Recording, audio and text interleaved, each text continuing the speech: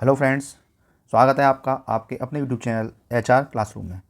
दोस्तों, जैसा कि पता है आपको, हम उत्तर प्रदेश का इतिहास कर रहे हैं। तो इस टॉपिक पर हमने 55 क्वेश्चन डिस्कस कर चुके हैं। काफ़ी महत्वपूर्ण टॉपिक है, काफ़ी अच्छे अच्छे प्रश्न बनते हैं यहाँ से, और आपको प्रश्न देखने को अपने आने वाले परीक्षाओं में बिल्कुल यहाँ से मिलने वाले हैं। चलिए, इसी क्रम में हम आगे अपना 55 से आगे 56 से शुरुआत करते हैं। और अगर आपको हमारा ये प्रयास अच्छा लगता है तो प्लीज़ आप चैनल को सब्सक्राइब कीजिए, ताकि आपको ऐसे ही इन्फॉर्मेटिव वीडियो मिलती रहे। चलिए शुरू करते हैं। 56। छठी सदी BC के दौरान उत्तर प्रदेश के किन क्षेत्रों को चेदी कहा जाता था? बुंदेलखंड, अवध, अंग, अवंती। सही विकल्प हो जाएगा आपका बुंदेलखंड। बुंदेलखंड को छठी BC में चेदी कहा जाता था। ठीक है, ओके। फैजाबाद का आसपास का क्षेत्र है जो कि अवध में आता है, इसको पहले हम क्या कहते थे? कौशल। कौशल, ठीक है। और ये जो बुंदेलखंड का क्षेत्र था, आसपास का क्षेत्र था, इसे तो हम पहले चेदी ही कहते थे। ठीक है, चलिए 57। राजा हर्षवर्धन ने में भद्र विहार नामक ज्ञान के एक बृहद केंद्र की स्थापना की थी। मथुरा, काशी, कन्नौज या हरिद्वार। सही विकल्प है आपका कन्नौज।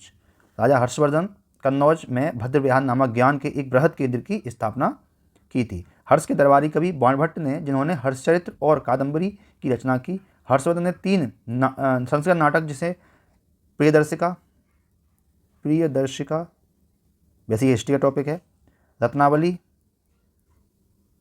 तथा नागानंद नामक पुस्तकों की रचना की थी। ठीक है, तो ये हिस्ट्री का टॉपिक है, लेकिन हाँ, वो थोड़ा उत्तर प्रदेश में यूपी स्पेशल में इसको देख ले रहे हैं अपन लोग। 58। अशोक स्तंभ में उत्कीर्ण किए हुए शेर का मुख, जिसे भारत सरकार द्वारा राष्ट्रीय प्रतीक के रूप में अपनाया गया है, किस संग्रहालय में संरक्षित है? कुशीनगर, सारनाथ, कन्नौज या लुम्बिनी। सही विकल्प है आपका, कहाँ पर ये रखा हुआ है आपका? ये आपका सारनाथ में रखा हुआ है, वर्तमान में सारनाथ संग्रहालय में स्थित है। 59। चंदेल शासकों के दौरान उत्तर प्रदेश का निम्नलिखित में से कौन सा क्षेत्र जेजाक भुक्ति या जयकोटी के नाम से जाना जाता था? अवध, बुंदेलखंड, काशी, दोआब। सही विकल्प है इसका, पहले भी क्वेश्चन आया है। जेजाक भुक्ति किसे कहते थे हम? ये बुंदेलखंड को कहते थे। प्रतिहार साम्राज्य के पतन के बाद यहाँ पर चंदेल शासकों ने शासन आरंभ किया था। जेजाक भुक्ति काफ़ी इंपॉर्टेंट है। 60। आगरा और अवध के संयुक्त प्रांत, जिन्हें अब उत्तर प्रदेश के नाम से जाना जाता है, ने वर्ष 1921 में अपनी राजधानी को से लखनऊ में स्थानांतरित किया था। आगरा, देहरादून, इलाहाबाद या कानपुर। आपका सही विकल्प हो जाएगा इलाहाबाद। इलाहाबाद से राजधानी कहाँ गई थी? लखनऊ में।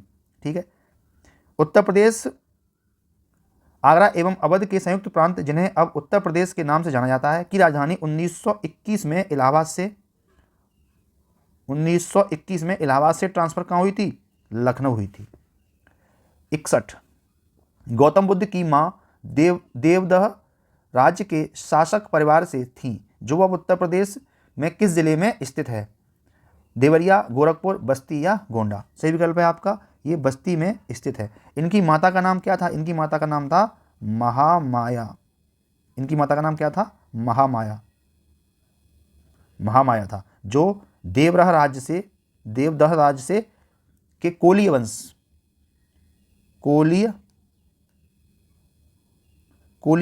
वंश से संबंधित थी। यह उत्तर प्रदेश के बस्ती जिले में स्थित है वर्तमान में। 62। वाल्मीकि का आश्रम ब्रह्मवर्त में था, जो अब स्थित है बिठूर, झांसी, ललितपुर या उरई। सही विकल्प हो जाएगा, ये अब कहाँ है? ये आपका बिठूर में स्थित है। यहाँ पर ही महर्षि वाल्मीकि ने रामायण की रचना की थी, और यह उत्तर प्रदेश के कानपुर में स्थित है। कहाँ पर है ये? कानपुर जिले में स्थित है। कौन सा? बिठूर। यहीं पर वाल्मीकि जी ने रामायण की रचना की थी। 1 जनवरी 1845 को उत्तर प्रदेश ने नामक पहला हिंदी समाचार पत्र निकाला, जिसे गोविंद रघुनाथ ने संपादित किया था। सरस्वती बनारस अखबार, हंस या जागरण? सही विकल्प हो जाएगा आपका बनारस अखबार। ये कब प्रकाशित किया गया था? 1845 में। ठीक है, जिसको गोविंद नारायण थत्ते ने संपादित किया था। गोविंद नारायण थत्ते ने संपादित किया था। अखबार के संचालक राजा शिव प्रसाद सितारे हिंद थे। संचालक कौन थे? राजा शिव प्रसाद सितारे हिंद थे। प्रथम समाचार पत्र उद्दंत मार्टन था। प्रथम समाचार पत्र, ये तो यूपी का है ना, लेकिन जो प्रथम समाचार पत्र था वो उद्दंत मार्तन था। वो 1826 में प्रकाशित किया गया था। उसके संपादक जुगल किशोर शुक्ल थे। जुगल किशोर शुक्ल थे उद्दंत मार्तंड के संपादक, जो कि पहला समाचार पत्र था, हिंदी समाचार पत्र था। 64 भेड़ कुंड, जहां अर्जुन ने द्रौपदी से शादी करने के लिए मछली का निशाना बनाया था, उत्तर प्रदेश में कहां पर स्थित है? इटावा, फिरोजाबाद, फर्रुखाबाद या बाराबंकी? सही विकल्प हो जाएगा आपका, ये आपका फर्रुखाबाद में स्थित है। ये पांचाल नरेश द्रुपद की पुत्री थी द्रौपदी। उनसे विवाह करने के लिए अर्जुन ने मछली की आंख को निशाना बनाया था। ये वर्तमान में फर्रुखाबाद जिले में स्थित है। 65 उत्तर प्रदेश के वर्तमान मुख्यमंत्री योगी आदित्यनाथ किस संप्रदाय से संबंधित हैं? नागा, नाथ, कालमुख या माधव? सबको पता होगा ये नाथ संप्रदाय से संबंधित है। देखो पीछे इनके नाथ भी लगा हुआ है। इनका जन्म 1972 में उत्तराखंड के पौड़ी गढ़वाल जिले में हुआ था। इनका नाम अजय सिंह बिष्ट है। ये उत्तर प्रदेश के 21वें मुख्यमंत्री हैं, 21वें सीएम हैं। 55 के बाद है 56। सूफी संत अमीर खुसरो का जन्म उत्तर प्रदेश के किस जिले में हुआ था? बुलंदशहर, अलीगढ़, एटा या फैजाबाद? सही विकल्प है आपका, ये कहाँ हुआ था इनका?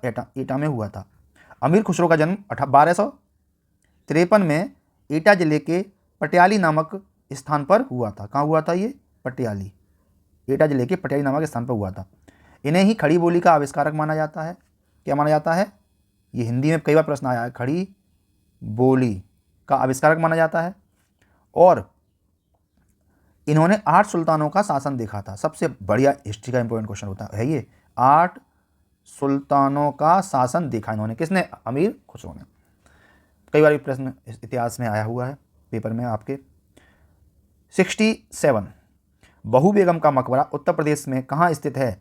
लखनऊ, आगरा, फतेहपुर सीकरी या फैजाबाद? सही विकल्प हो जाएगा आपका, ये आपका फैजाबाद में स्थित है। इसका निर्माण नवाब शुजा-उद-दौला ने करवाया था। किसने करवाया था? नवाब शुजा-उद-दौला ने करवाया था। इनकी पत्नी का नाम क्या था?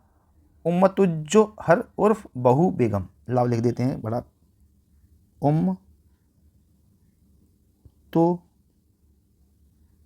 उम्मतुज्जोहर, ये नाम था इनका, उम्मतुज्जोहर।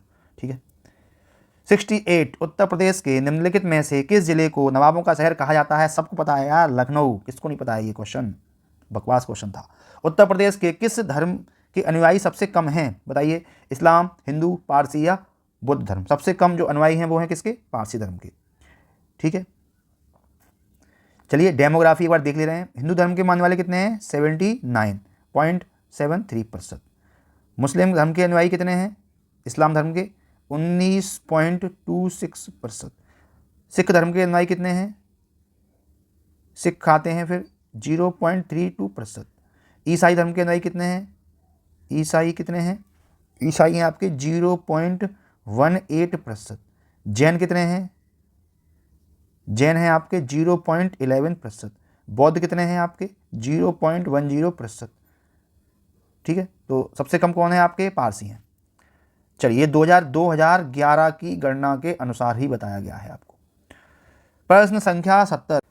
चलिए 70 प्रश्न। 14वीं शताब्दी की प्रसिद्ध मस्जिद जिसे अटाला मस्जिद के नाम से जाना जाता है उत्तर प्रदेश में कहाँ स्थित है? अयूबगंज, हैदरगढ़, जौनपुर या फतेहपुर? सही विकल्प हो जाएगा आपका, ये कहाँ पर स्थित है? ये आपका जौनपुर में स्थित है। अटाला मस्जिद उत्तर प्रदेश के जौनपुर जिले में स्थित है। अटाला मस्जिद की शर्की शासक शर्की राजवंश के इब्राहिम शाह शर्की ने 1408 में इसको बनाया था। बस इतना ही जानना है और कुछ जानने की जरूरत नहीं है। अवध राज्य पर 1722 से 1856 तक मुस्लिम शासकों का शासन था। अवध पर शासन करते समय शासकों ने निम्नलिखित में से कौन सी उपाधि अपनाई थी? अवध के नवाब, सबको पता होगा अवध के नवाब। 72, उत्तर प्रदेश के किस शहर में ऐतिहासिक स्मारक जैसे बड़ा इमामबाड़ा और छोटा इमामबाड़ा स्थित हैं? वाराणसी, लखनऊ, कानपुर या अलीगढ़? कहाँ पर स्थित है ये आपके लखनऊ में स्थित हैं। इसे भुलैया भी कहते हैं। इसे किसने बनाया था? इसे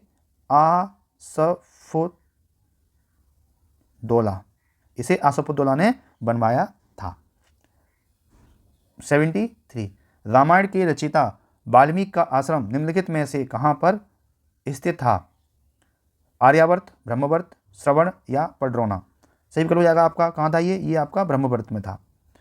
ये चित्रकूट में है। कहाँ पर है ये आपका चित्रकूट में स्थित है, जिसे प्राचीन काल में ब्रह्मवर्त भी कहा जाता था। 74, निम्नलिखित में से किसे शेर बलिया के नाम से जाना जाता है? भगत सिंह, चंद्रशेखर आजाद, चित्तू पांडे या मंगल पांडे? सही विकल्प हो जाएगा आपका। कौन थे? चित्तू पांडे थे, जिन्हें शेर बलिया कहा जाता था। किया क्या था इन्होंने? 1942 में बलिया में भारत छोड़ो आंदोलन में महत्वपूर्ण भूमिका निभाई थी और 10 अगस्त 1942 को बलिया में क्या किया था? अस्थायी सरकार का नेतृत्व किया था। अस्थायी सरकार की स्थापना की थी। अस्थायी सरकार बनाई थी किन्होंने? चित्तू पांडे जी ने 1942 में भारत छोड़ो आंदोलन के दौरान। बहुत ही इंपॉर्टेंट क्वेश्चन है। 75, अवध की सियासत से उस प्रसिद्ध योद्धा बेगम का नाम क्या है जिन्होंने 1857 में के विद्रोह में अंग्रेजों के साथ होने वाली लड़ाई में भाग लिया था? बेगम हजरत महल, बेगम रजिया सुल्तान, बेगम जहांआरा, बेगम मेहरुन्निसा? लोअर में आया हुआ क्वेश्चन है, देख लीजिए। सही विकल्प हो जाएगा इसका बेगम हजरत महल। 1857 में विद्रोह के दौरान उन्होंने विद्रोह कर दिया था अंग्रेजों के खिलाफ। इनका बेटा था बिजरिस कादिर, उसको नवाब घोषित करके प्रशासन अपने हाथ में खुद ले लिया था इन्होंने। और अंत में 1858 को कैंपबेल ने गोरखा रेजिमेंट की सहायता से लखनऊ पर पुनः अधिकार कर लिया था। चलिए आगे बढ़ते हैं। 76, परमहंस योगानंद गिरी जिन्होंने पश्चिम को योग के ज्ञान से परिचित कराया, उनका जन्म कहाँ हुआ था? प्रयागराज, वाराणसी, गोरखपुर या कुशीनगर? सही विकल्प हो जाएगा। इनका जन्म कहाँ हुआ था? इनका जन्म हुआ था गोरखपुर में। श्री योगानंद 20वीं सदी के एक प्रसिद्ध आध्यात्मिक गुरु रहे हैं, योगी तथा संत थे। उन्होंने पश्चिम में योग दर्शन की शिक्षाओं के प्रसार के साथ साथ अनुयायियों को क्रिया योग उपदेश दिया तथा पूरे विश्व में इसका प्रचार किया। बहुत ही अच्छा प्रश्न है ये। 77, वर्ष 1857 के विद्रोह में कानपुर के नेता कौन थे? तात्या टोपे थे, कुंवर जगदीश थे, नाना साहब थे या वाजिद अली शाह थे? आपका सही विकल्प हो जाएगा सी। कौन थे आपके? नाना साहब थे। चलिए आगे बढ़ते हैं। 78, इखलास खान का रोजा उत्तर प्रदेश के निम्नलिखित किस जिले में स्थित है? मेरठ, सहारनपुर, झांसी या बदायूं? लोअर में आया हुआ पेपर है, अभी लेटेस्ट आया हुआ क्वेश्चन है ये। सही विकल्प हो जाएगा आपका। इनका कहाँ है? बदायूं में स्थित है। चलिए आगे बढ़ते हैं। सारनाथ एक पवित्र स्थान है जहाँ गौतम बुद्ध ने अपना पहला उपदेश दिया था। यह निम्नलिखित किस शहर के बहुत नज़दीक स्थित है? संत रविदास नगर, गौतम बुद्ध नगर, कुशीनगर या वाराणसी? सही विकल्प हो जाएगा आपका वाराणसी। सारनाथ एक पवित्र स्थान है जहाँ पर गौतम बुद्ध ने अपना पहला उपदेश दिया था। वर्तमान में सारनाथ वाराणसी के निकट स्थित है। आगे बढ़ते हैं। 80, उत्तर प्रदेश को पहले संयुक्त प्रांत के रूप में जाना जाता था, इसे किस वर्ष उत्तर प्रदेश का नाम दिया गया? लोअर पीसीएस में आया क्वेश्चन है। 47 में, 51 में, 50 में या 48 में? सबसे सही विकल्प होगा आपका 1950 में। 1 अप्रैल 1937 की ब्रिटिश शासन के दौरान उत्तर प्रदेश को संयुक्त प्रांत और आगरा के रूप में स्थापित किया गया था। आगरा प्लस अवध, इसको क्या बोलते थे हम? इसको बोलते थे संयुक्त प्रांत। संयुक्त प्रांत कब है ये बात है आपकी 1 अप्रैल 1937 की बात है। आगरा प्लस अवध को मिला के क्या बनाया गया? संयुक्त प्रांत बनाया गया था, जिसे 24 जनवरी 1950 को क्या कहा गया? आपका उत्तर प्रदेश कहा गया। इसीलिए 24 जनवरी को हम उत्तर प्रदेश दिवस भी मनाते हैं। फिर आगे क्या हुआ? आगे ये हुआ कि 9 नवंबर 2000 को उत्तर प्रदेश से काटकर एक नया राज्य बनाया गया। क्या बनाया गया? अलग करके क्या बनाया गया? उत्तराखंड, जिसे हम यूके भी कहते हैं। ठीक है। चलिए 13 जिले थे। अरे 80 ही क्वेश्चन है आपके इतिहास में, आपका इतिहास ख़त्म हो चुका है, ठीक है। इतने ही प्रश्न आए हैं। कुछ दोस्त कह रहे थे कि आप इसमें एक्सप्लेनेशन भी दीजिए। देखिए मैं एक्सप्लेनेशन दे दूंगा तो बुक बन जाएगी, फिर फ़ायदा ही क्या है ना। आपको जल्दी जल्दी प्रैक्टिस करनी है। पढ़ तो आप घर पर रहे ही होंगे, सिर्फ मैं आपके लिए प्रैक्टिस करवा रहा हूँ यहाँ पर, है ना। आप प्रैक्टिस कीजिए ताकि आप आँखों से देखेंगे, कानों से सुनेंगे तो आपको ये चीज़ें यहीं पर याद हो जाएंगी। अगर मैं यहीं पर एक्सप्लेनेशन देने लगा तो कोई फ़ायदा नहीं होगा उससे आपको। यहाँ पर ये है कि आपको घर पर पढ़िए, आप यहाँ पर केवल प्रैक्टिस करने के लिए आइए, ठीक है। और जो नहीं आए उसको लिखिए, है ना। बिल्कुल सीधी साफ बात है, कोई बेवकूफ़ वाली बात नहीं है। यूट्यूब पर पता नहीं क्या क्या लोग करते रहते हैं। तो मेरा तो यही उद्देश्य है कि आपको चीज़ों को याद कराना, रिकॉल कराना। पढ़िए, पढ़ना आपको खुद को ही है, मेरे को नहीं पढ़ना है। आप पढ़िए और प्रैक्टिस यहाँ पर आगे कीजिए। तो बहुत जल्दी हम यूपी ट्रिपल जूनियर असिस्टेंट के लिए कंप्यूटर की क्लास भी शुरू करने जा रहे हैं। तो जिन जिन को कुछ और सजेशन देने हैं वो कमेंट कीजिए हमें, ठीक है। और प्लीज़ यार, बहुत मेहनत लगती है ये वीडियो बनाने में। हमारा ये प्रयास आपको अच्छा लग रहा है, आपको कुछ जानकारी मिल रही है, आपको थोड़ा सा भी ज्ञान मिल रहा है यहाँ से, थोड़ी सी प्रैक्टिस आपकी हो रही है। तो प्लीज़ चैनल को लाइक कीजिए, सब्सक्राइब कीजिए और अपने दोस्तों को शेयर कीजिए, ठीक है। फिर मिलते हैं किसी और इन्फॉर्मेटिव सेशन में, तब तक के लिए जय हिंद, जय भारत। हाँ, कल आपका जो नेक्स्ट टॉपिक शुरू होगा वो होगा कला संस्कृति, नृत्य, मेले और उत्सव और स्थापत्य कला, ठीक है। कंप्लीट मैं आपको ये पीडीएफ चाहिए तो आप मुझे बताइए, मैं आपको ये पीडीएफ प्रोवाइड करा दूंगा, कंप्लीट पीडीएफ, ठीक है। Thank you very much. जय हिंद, जय भारत।